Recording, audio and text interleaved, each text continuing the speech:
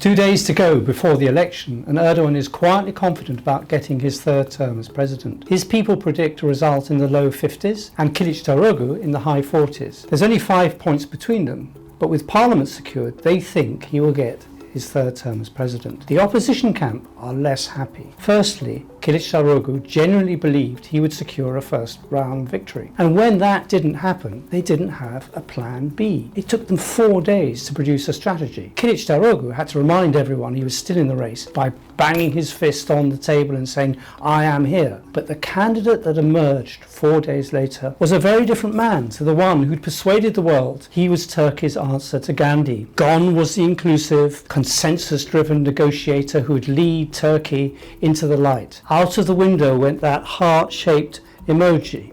What took its place was a raw, snarling Turkish nationalist who turned his campaign on the one issue that means something to people, kicking out 3.9 million Syrian refugees. It was a conscious decision to turn his campaign into one of fear. And true enough, the billboards went up saying, "Syrians will go, decide." Now, there are several problems with this. First, Kılıçdaroğlu is abandoning the strategy that formed the Table of Six in the first place. Consequently, we have seen some very unhappy voices in the liberal Islamist camp, people from Davutoğlu and Babacan's party, who did not sign up to this. Second, Kılıçdaroğlu is no longer a liberal, he's a nationalist, and Erdogan is much better at riding the nationalist tiger than he is. Both Erdogan and Kılıçdaroğlu have ultra-nationalists on board. Kılıçdaroğlu went out of his way to court the man who came third with 5.2% in the first round, Sinan Ogan. But Ogan went to Erdogan's camp. His friend, Ümit Özdağ,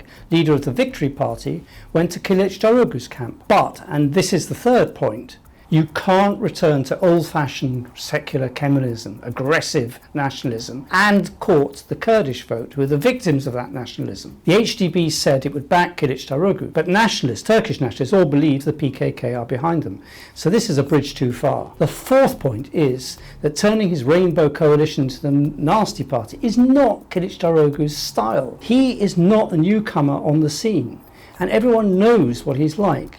And he isn't the tub-thumping nationalist he pretends to be. So how did everyone who predicted Erdogan's demise get this all wrong? I believe that they believed what they wished to believe and forgot that in moments of crisis like coup attempts and close, hard-fought elections like this, Erdogan is at his best. He's not at his best in moments of peace and quiet, but he is the patriot's choice.